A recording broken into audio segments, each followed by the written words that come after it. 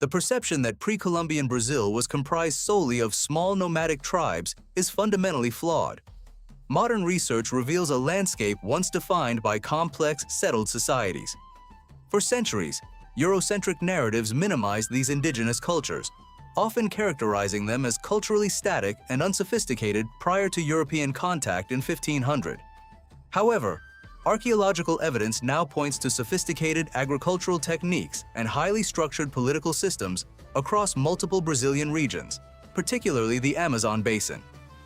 One of the most significant discoveries concerns terra preta, or Amazonian dark earth, a highly fertile, anthropogenic soil that supported dense populations. By charcoal enriching and mixing local soils, these ancient populations fundamentally altered the ecology of the Amazon, transforming poor rainforest substrate into prime agricultural land. This agricultural foundation facilitated the rise of large-scale settlements, contradicting previous assumptions about the rainforest's carrying capacity.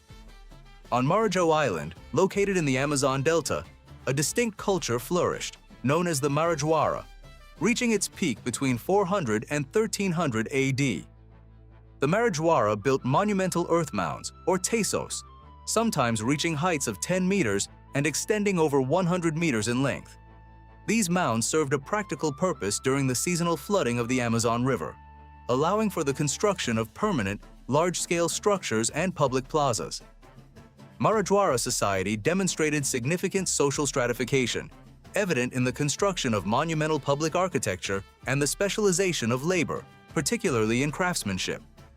Their pottery is renowned for its technical complexity and elaborate designs, utilizing intricate incised geometric patterns and polychrome painting.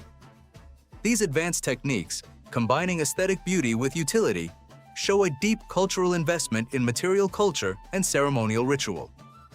Further inland, in the upper Xingu River region, archaeologists have discovered vast networks of settlements characterized by sophisticated urban planning. These were not traditional cities in the compact European sense, but rather decentralized, circular villages linked by linear curved roads that structured the landscape. This model, sometimes referred to as garden cities, involved a high degree of landscape management, balancing settled zones with agriculture and fish farming in managed wetlands. The Santarém culture, or Tapajos, centered at the confluence of the Tapajos and Amazon rivers, also exhibited considerable complexity around 1000 to 1500 AD. Primarily sedentary agriculturalists, the Tapajos people maintained large populations and constructed defensive fortifications, suggesting localized conflict or a structured need for protection. Their ceramic art was equally distinctive, known for its small, elaborate, and often zoomorphic effigy vessels, highly coveted in regional trade networks. The vast scale of engineering and artistic production across these various cultures fundamentally changes our understanding of pre-Columbian Brazilian populations.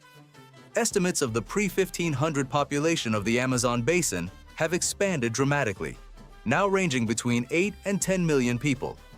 This dense occupation suggests complex interregional trade networks and shared cultural exchange that transcended localized tribal boundaries. Despite this thriving pre-contact era, these civilizations collapsed rapidly following the arrival of European explorers in the 16th century.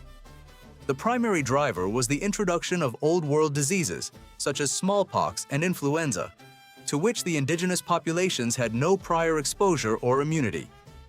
These pandemics caused catastrophic depopulation, resulting in social collapse and the subsequent redensification of the rainforest over abandoned agricultural fields and engineering projects.